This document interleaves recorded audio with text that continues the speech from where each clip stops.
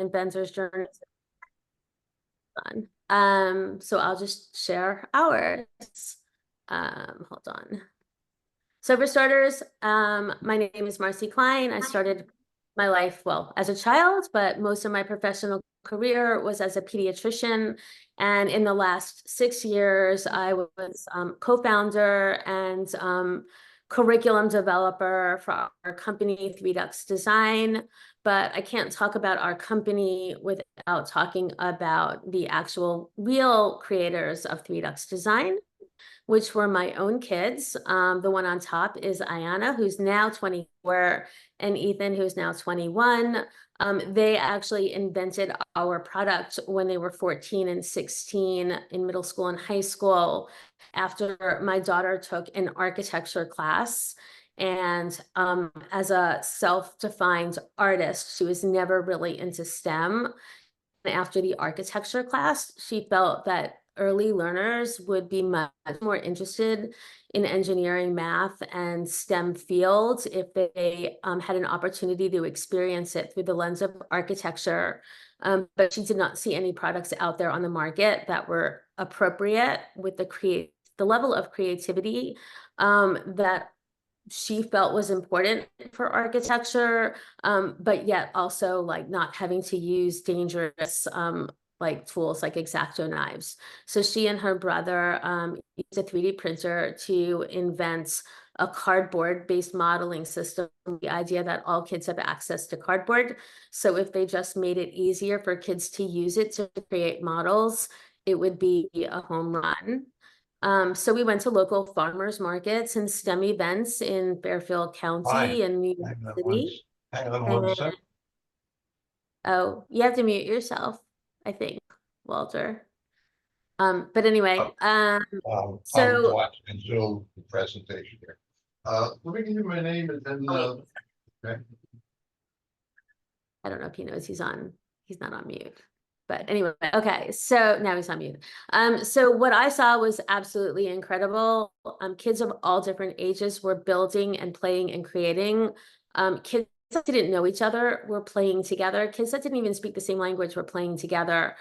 But what was really impressive is that nobody had their technology device at the table. Parents were actually co-playing with kids. Moms and dads sitting on little IKEA chairs and like sitting down with their kids and building and creating. And it was something that was quite refreshing, having been a pediatrician before and after, you know, all of the technology and the iPad, and seeing the transformation in kids in a not very good way. It was very refreshing to see like no technology at this booth and kids just playing and creating. So I jumped on board with my kids, and they were originally 3D printing these connectors. So this picture I put up there because if you look all the way over to the right, that's actually the office that is the pediatric office I worked in for 20 years. And literally just next door was Stelray plastic products. And I walked in there with my connectors, and the guy who owns the facility looked at the connectors and he said, I can't believe how simple this is, and like nobody ever did this before. This is genius. It's like the next Lego. So that was actually Memorial Day weekend in 2018, and I got so scared that this guy was going to do it that I went home and I wrote a patent, you know, a provisional patent. I spent the whole weekend researching how to write a patent, and I submitted it before Tuesday, so that just in case this guy decided to try to, you know, take the product from us, we were well prepared. And we didn't wind up going with him in the end, but it did inspire me to get my act in gear and create a product. And the fact that somebody that manufactures plastic for a living thought that the product was ingenious was definitely inspiring. But we definitely needed a little bit of help when it came to formalizing our patents. So a little bit of research, we realized that there are a number of like pro bono patents organizations out there, and we reached out to UConn, and they were kind enough to take us up on our request. and helped us over the last 6 years. Our patents was actually just given to us or accepted within the last 6 months or so. I don't know exactly when, but we actually have the patent now, and they have been helping us the entire journey, which has been an incredible experience for us. So early on, we were 3D printing these connectors and like cutting the cardboard pieces on a CNC router table. And a lot of you guys are engineers, so I would assume you know what those are. One cardboard piece at a time by switching out the bit on our CNC router to a knife blade. And like it took us a half hour to make every single kit. But early on, we really had to decide between bootstrapping and starting this company and running with it versus looking for funding. So, I don't know everybody's background, but I'll just my own perspective of bootstrapping versus getting funding. So the bootstrapping process is very slow and laborious. And it requires a huge amount of personal skill building, stepping out of my comfort zone like a million times, because again, I was a pediatrician. I never even took a business class. So there's that. But the other component of it is there's a lot of flexibility and the ability to like test it and do multiple iterations, because you're not going to mass production right out of the gate. So it gave us an opportunity to explore, get feedback, and then do multiple iterations until we were comfortable with the product. As opposed to going with the funding route where we have a million resources at our fingertips. We have an instant team, so I don't have to know everything. But you got to go fast and put something out and not know if it's going to fly or not. And there's also that loss of control, because you have to make the investors happy. And, we didn't really want to go that route because I really wanted to control the narrative of our company and our product. So we went for the bootstrapping route. So these are all the skills that, not all of them, these are just the ones I can think of offhand that we needed to, overcome to bootstrap our business. So between the engineering, learning CAD and modeling, to the whole marketing component, just like the corporation and figuring out what kind of corporation we're going to be and all that stuff, developing a business plan, and a strategy, operations strategy. We really wanted, and I'll show you some photos shortly of our operations, but we really wanted it close to home, and really like every step along the way wanted the option for as much flexibility as possible. So smaller batches, close to home manufacturing, as much in-house as we could do. But then there was that whole world of packaging design and figuring that out and how to photograph our products and do graphic design, videos, and all that. How are we selling the product? How are we getting out there and coming up with a marketing plan and advertising? The intellectual property I talked a little bit about, and then learning how to present our products to people, from pitch competitions to potential buyers. So there were all those skills to develop, which we all developed, including my 14 and 16-year-olds at the time, who presented at CT Next in front of hundreds of people and came home with a $10,000 grant, which was awesome.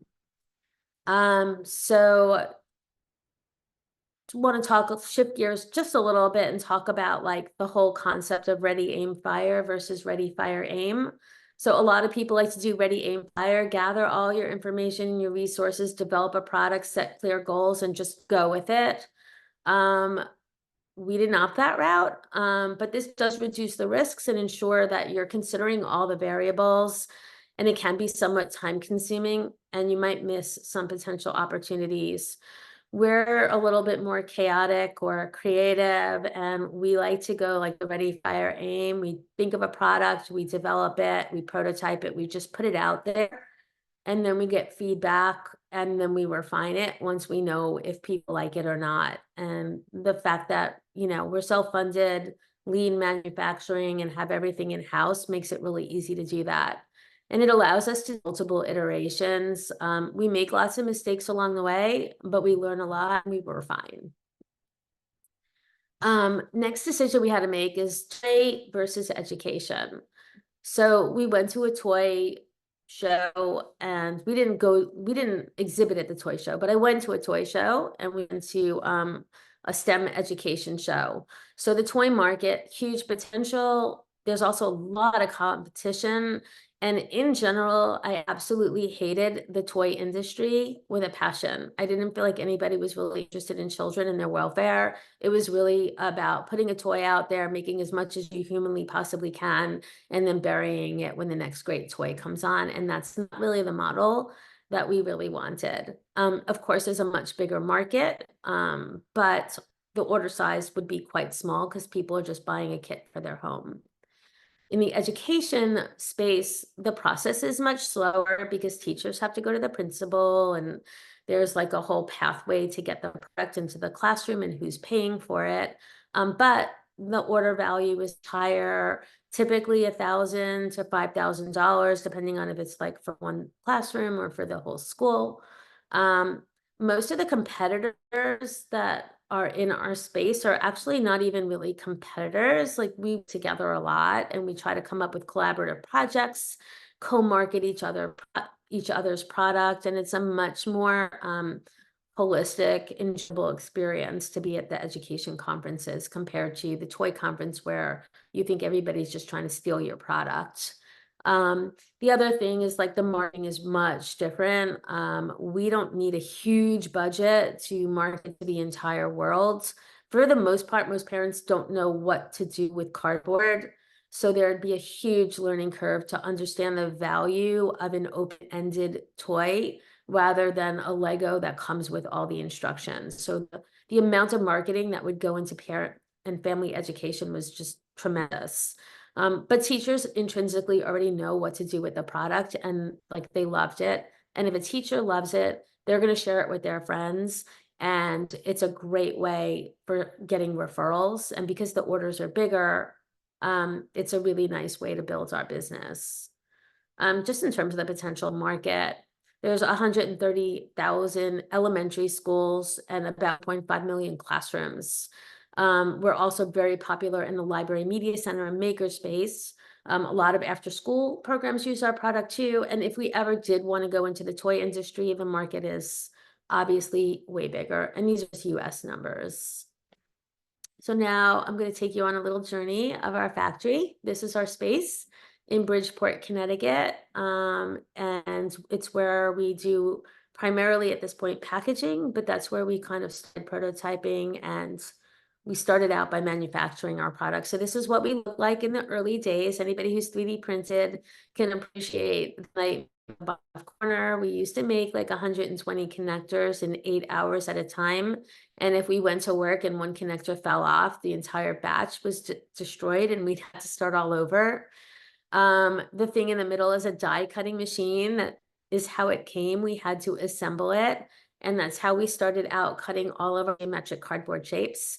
And then the picture on the right is our early packaging, the retail boxes with a sleeve that we designed and we had them printed in like locally and we wrapped them ourselves. And that was for like the first 6 months. And then in the pictures up top is like the next level of our retail boxes where we actually had the boxes printed and made for us. Again, in Bridgeport, in like 2,000 volume, not like 20,000. And we packaged each kit, we die cut. You can see over here, oh, we have our cat who is always helping us with our cardboard models and making sure that they were up to structural engineering integrity to hold a cat. But if you look at the middle picture, that's what our die cutter looks like. We got dies for every one of our kits, and we would put the cardboard on there and sort out the cardboard and pack in-house. So that's what our retail kits actually still, we don't 3D print the connectors anymore, but that is what the cardboard component of our manufacturing still is. But most of what we do is we get pre-die cut cardboard shapes that come in pellets, and we get huge boxes with hundreds of thousands of connectors and we pack in-house. So we have a bunch of different products, which you'll see in a few minutes, but they're all like kind of like mix and match of the same essential components. The picture on the bottom is one of our LED lighting kits. We've leveled up quite a bit. So you can see LED lights, batteries or battery packs and alligator clips and stuff for kids lighting up their architectural models. And the boxes on the right are what our classroom kits winds up looking like, with cardboard and then the case with all the connectors in there. Because we pack in-house, we have the ability to be flexible. So if a school needs custom products, we can like mix and match what we have to make it perfect for them and then ship those out. Anything from mini kits, like the ones up top that are like for after school programs or birthday parties, to the ones on the left, which are for an after school program that ship them out to their customers. Our product line has expanded quite a bit. So our core product is in the top left corner. It's cardboard and connectors. That's it. Everybody colors their own connector cardboard and they build models.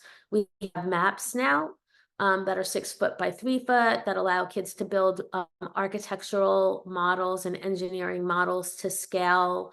So we add constraints and we add perspective and scale into their learning experience. And then we can level up with motors, LED lighting, and we now have wind and solar power kits. And then we have some specialty kits which add literacy component where we tie a book to an engineering project. Here's what our website looks like. So we created our own website. We have all the products available on our website, but we also created a whole line of lesson plans that are free when the educator purchases our product, anywhere from warm-up activities to standard aligned lesson plans to building an entire city curriculum. So here's a snapshot of a range of the projects. We cross all areas of learning, even computer science without technology. It's no tech coding, architecture, engineering challenges, bridge challenges, like simple machines, everything under the sun. Here's what a typical, like if you clicked on one of our lesson plans, this is a farm project, which is actually life science, geography, but it's also an engineering challenge because they have to make simple machines for life on the farm, like their farm sustainable solutions. And there are lesson plans and video tutorials and printable worksheets for different age bands. We had to weather the COVID storm. We were only 2 years old when COVID hit. So that gave us the idea of making backpack kits that every student could have at home. We call them Go Packs because if you remember, kids would be in school one day and like, uh-oh, home the next. So these packs would go with the kid everywhere they went. And through Zoom, the teacher or the facilitator could guide them through projects, knowing that the kids all had everything that they needed to do the projects on hand wherever they were. Some of our lessons, Tiny House Challenge teaches kids geometry, scale, engineering. There's a financial literacy component because they have to calculate the cost to build their home, and some like entrepreneurial or innovation type ideas for how to create a space saving like inventions for their home. We have a zoo challenge, which is a cross section of life science, and they're building simple machines for the animals at the zoo. Culture and civics with a landmark project where they're building the new landmark for their town. Getting down to business, they have to open up a business and create a business model for their store, and then present their ideas to their peers. Here is some of the larger programs that we are working with. So, we have contracts in multiple states, and up to like 400 schools in LA. That was our biggest direct order, purchased a class kit for every class. But we have all different size. Some teachers will just buy one class kit for just their class, and pretty much everything in between. After school programs, camp programs were written into some other people's grants. So we've had an opportunity to grow with multiple partners. We have tons of people wanting to support us and add their own lesson plans and project ideas. So they'll put a project on our website and then we link people to their site. They might be authors, they might be you know, professors at different universities or run after school programs, a whole range of different types of professionals that support by giving us some content for us to push out and share with our educators. We have a whole showcase page with student projects, so you can click on our website, student showcase page, and see how kids are using our product, which is great for the students, but it's also great for teachers to get ideas, other classrooms. And our goals for the future are to create entire community celebrations where students in an entire community will build their own idea of their community of the future and congregate at an event and showcase their ideas and present their ideas. And I think that is it. So, yep, that's my presentation. Happy to answer questions or talk more or get ideas.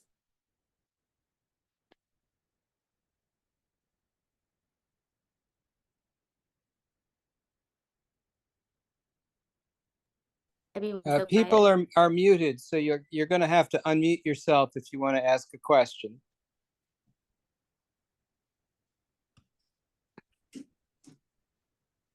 Dr. Klein, this is Mike. Did you get any patents or trademarks? Yeah, so yeah, we got trademarks. We got Three Ducks Design. We also did Three Ducks University because we envision like a nonprofit arm where the learning resources might be. And then the patent, it did take 6 years to get the patents. But we did get a patent. It's a little bit more limited than I would have liked. And it wasn't really exactly a fun process. But we do have a patent. It's unfortunately limited to our connectors in conjunction with cardboard, although the original idea was that any flat sheet good material could be used with our connectors, but they didn't approve that. So, but it's better than nothing. How many claims did you start with, and what did you end up with in terms of the number of claims? Gosh, I feel like we ended with 3 claims. We probably maybe started with like 16. Wow. If that's possible. I honestly don't remember. It's been so many years, and Yukon and Diane Cavello have been like so amazing.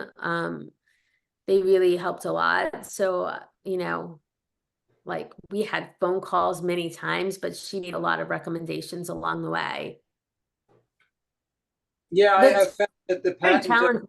is devoid of any sense of humor. No fun at all. Yeah, I mean, some of the complaint, like the comparisons were like absolutely insanely ridiculous. Like a model train set. I'm like, this literally has nothing to do with a model train set. And like the way they snap together does not allow you to even make a 3-dimensional product. Like it's literally completely unrelated. You know, I mean, the technology behind our product is the way that the connector attaches to cardboard allows for enough flexibility to adapt to different cardboard thicknesses. It's smooth on the entry to allow kids to easily like push the cardboard in. But and I don't have them with me here, but there are little teeth and then the opening behind the teeth that hold the cardboard sheet. There's a little flexibility in there on purpose because cardboard, when kids make it at home, like not every 5-inch piece of cardboard is 5 inches. So if it had to be perfect, like, and it was tightly attached, you'd be bending the cardboard. Ours allows a 4-year-old to make a structure that actually looks like a house. Whereas with duct tape glue or something that was very rigid, like it would never stay together. But they didn't get that. Wow. So your patent is basically on the connector. It's the connector, unfortunately, in conjunction with cardboard. So somebody like, you know, theoretically could use our exact same connectors for a different purpose. If So I could use your if they put connector anything for with balsa cardboard. wood, and it wouldn't infringe. Well, I'm not going to tell you that, Oh, but just in case anybody has some smart ideas. But in theory, yes. But we have many, many, many more things that you could do with cardboard, like that you can't do with balsa wood. And it's not going to stay together as well with wood because the wood is heavy. We've even looked into like using chipboard rather than corrugate. And it's just heavy. Like it doesn't, and you can't cut it. Like it loses all the creativity. Like then you're just doing Lego. If you're going to give somebody 20 pieces of balsa wood or basswood, they cut it. I mean, yeah, sure, they can have a laser cutter and they can make one, but it's not like good in classroom rapid prototyping where you want to make a 5 foot by 5 foot house and you're just going to cut the pieces of cardboard really quickly and put it together. So it's not amenable to that. You can't put LED lights in it. There's a lot you can't do with that. So we still have probably the best use of the connectors with cardboard. So at least we have that safety. And Well, had you had any experience bringing a product to market before? Yeah, so there was a little dark phase of my life I didn't talk about so much. I don't know if you noticed in our factory, there was some furniture. So somewhere when I was a pediatrician and life was turning digital and electronic medical records, I was realizing that our office was not remotely set up for that. Like the countertops were in a way that you would have to not be facing your patient while you're typing, or you had to hold your laptop with you. So it just got me thinking modular furniture. I spent 9 years in New York City wanting to like more storage. So my husband and I developed a modular furniture line based out of aluminum extrusions that could be like customized and made into any kind of like structure, like anything from like a wall unit, like that goes up to your ceiling to like little coffee tables and all different panels that you could customize. And so that was our entry into engineering and industrial design. And after 3 years of trying to sell furniture, my kids invented this product. That's why we had the CNC router table, because most pediatricians don't have one. We had a 6 foot by 12 foot like router table to cut wood and an aluminum upcut saw to cut like 6 different aluminum or 4 different profile extrusions. And we started out by making the furniture in-house, but we never really scaled to the point where like anybody else would ever make it for us. And then my kids made this product and I'm like, oh my God, like this is why I made furniture because like everything I learned about industrial design, marketing, starting a website, like photography, like I already went through all the pain and suffering of starting a company that failed. So when it came time for my kids' product, I'm like, oh my God, I can make a website. We can photograph this. We can do a rendering.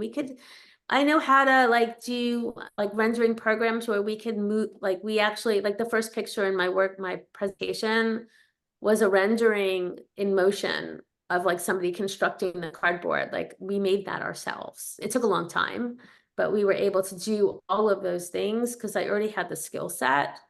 And I know kids and child development. So where I don't know anything about furniture design and other than my own personal space, I know a lot about kids and how they use products and what they need and all the softer skills that they need to develop. So it was like the pain I needed to go through to create a successful business the second time around.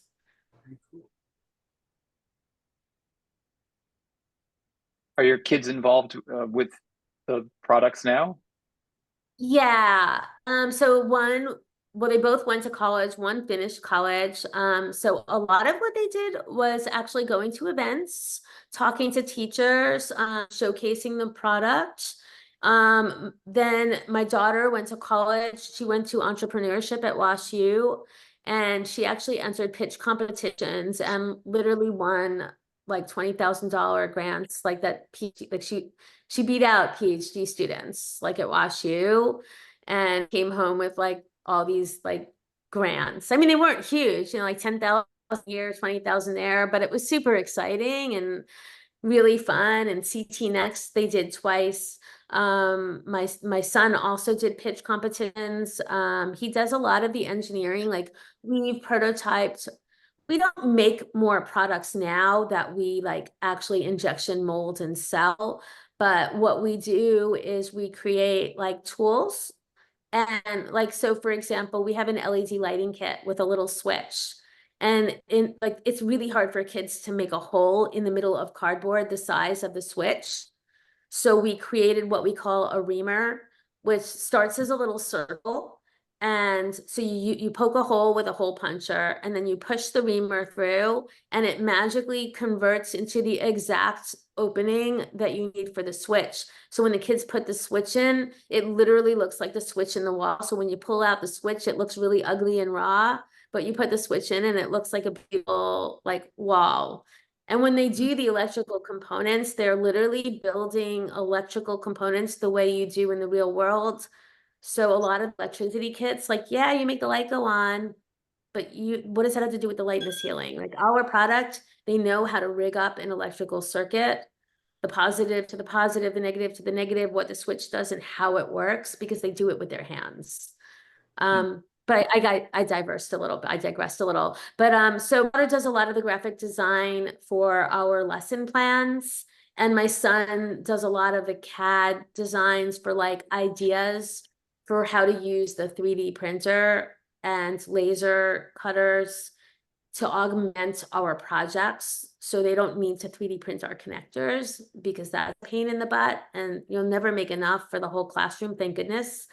But they can make one reamer for the whole classroom in 10 minutes, and like they see how engineering like works. And honestly, the reamer he created twists a little, so the kids can actually refine it so that the switch always winds up straight. Like they have to figure that out. We don't tell them how to do that. So there's a lot of engineering, but like to me, 3D printing 500 connectors is of no educational value to them, but coming up with hacks and tools to augment product in cool ways is where like that's where they learn to be real engineers and be creative. That's neat, and that's something you can do in being in the educational space versus the game space, where it's like, for that you need to be packaged, 100% sort of self-contained. And Exactly. And my son is an engineer student at Northeastern. So he's kind of not as, I mean, I know there's a couple engineers here. You don't really have time on the side to play. So he's like, deep involved in thermodynamics and material science and not as excited to like really engineer. But one of our most recent challenges, have you guys heard of Reese's Law? So it's like this like insane ban on lithium batteries and child safety, because Reese was apparently a kid who 3 or 4 years ago did not do well swallowing a lithium battery. So one of our products actually includes a lithium battery as part of rigging it up. It's called a little bot, and you rig it up with a little motor and like a toothbrush motor, and the little guy moves around in circles. And a lot of other companies have a similar product. But ours, like we literally just figured out how to use a AAA battery and still make it so that the little bot could move. So all the other companies that make bots who mass produce their little parts, like they have to go back to square one, where our bot's made out of cardboard. The kids design it themselves. So like all we had to do is like stop using the lithium batteries and recommend that they buy the kit and use their own AAA batteries or add AAA battery holders. And like, so we're constantly like, so that was my conversation all morning with my son, like how we're gonna package it and, all that. Oh, wow. So what's next? Yeah, so we're actually applying for an NSF seed fund, SBIR grant, to build out like a very robust wraparound learning experience for 4th grade students around our zoo project, which includes learning all the different simple machines, and calculating costs. So there's a lot of geometry, engineering, and life science built into that project. So we're trying to create an experience where teachers that don't feel comfortable with engineering, STEM, and project-based learning, it's scaffolded more for the teachers than even the students, because students you could give them our product and they'll figure it out. If you give it to teachers, they're anxious and they don't know how to teach it. So we're trying to create content for them that is like, it starts as like, this is how you run part one. And little by little, as they go through the zoo challenge, the students are becoming more independent in their design. So the last animal in the zoo, like, has to be 2 simple machines, like a Rube Goldberg, and they get to pick their own animal. So it's like opening up their creativity little by little in a way that's comfortable for the teacher. And we want to prove that our teaching experience actually improves academic scores, which is what unfortunately the schools really care about. They don't really care as much about the 21st century human skills and engineering design and all of that. They care more about the numbers. So we're hoping to improve science and math proficiencies. And I think we can really do that because there's a big subset of kids that don't learn through a book as well as they do through learning hands-on, like my son, and probably any engineer that's here probably can appreciate that learning by doing it is much more, authentic and solidifies the learning over practicing in a book 45 times. So we Yeah. think we'll reach new learners that maybe weren't successful before. Are you able to talk a little about how much your top line sales are and how it's grown over time? Yeah, so I mean, our first year we made, well, $30,000. That was like rollout. And we've grown consistently about 30% per year. I won't give you our exact numbers, but we have been profitable. Like, we made sure we were profitable even year one. Like, we spend what we make, and we don't spend more than we make. I mean, unless, like, for the injection molds, we had to put out a certain amount of money, but we've been profitable year over year this year. So because of COVID, there are ESSER funds that, like, schools got a ton of money and they didn't know what to do with it all. So they bought. So unfortunately that ended this year. So a lot of schools have all this product. They don't even know what to do with it, and don't have funds to buy more.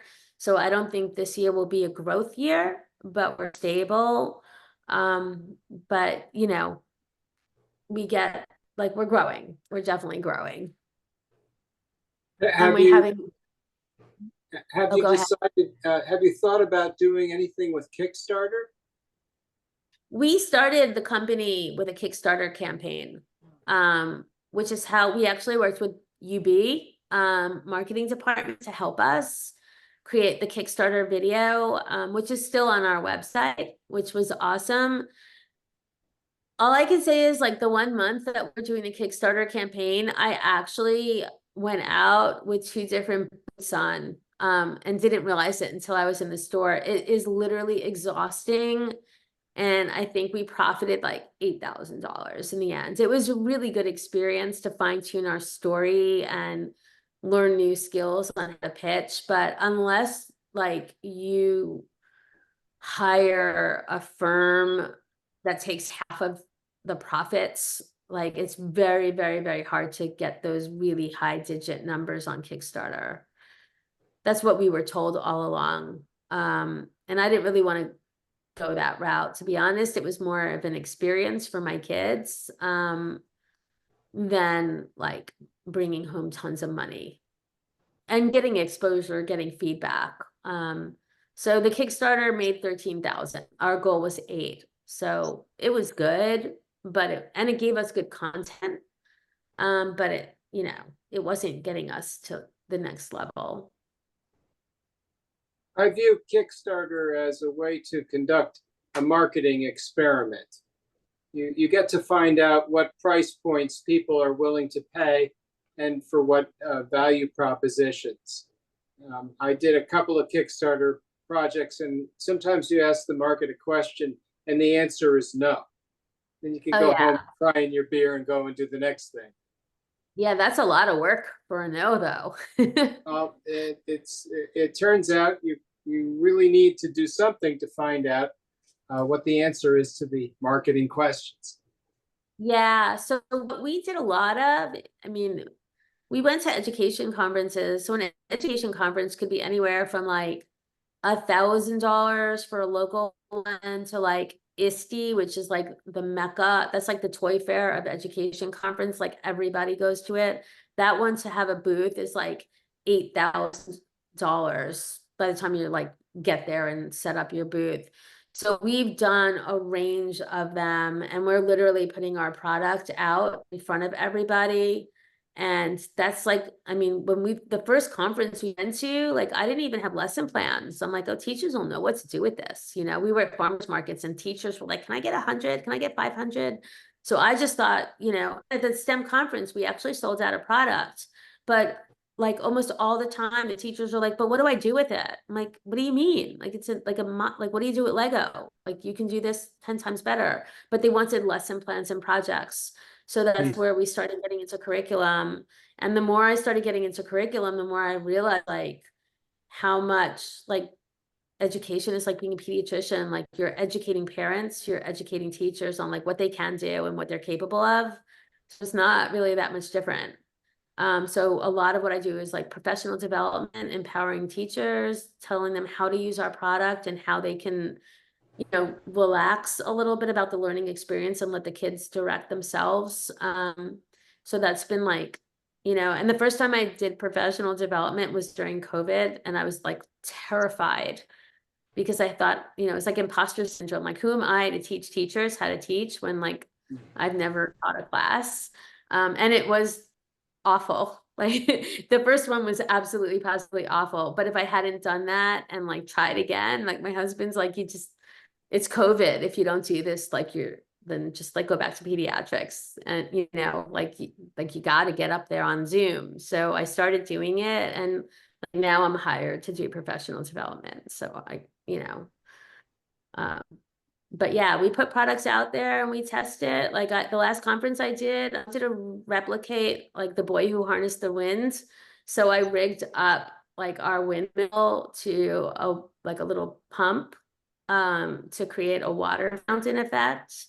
And I thought everybody would like go gaga over it. And it was really hard because we have a whole cardboard city. So I had to make sure that like there was the right amount of water to not overflow, but to not empty the pump. Like it took me hours to make this little thing.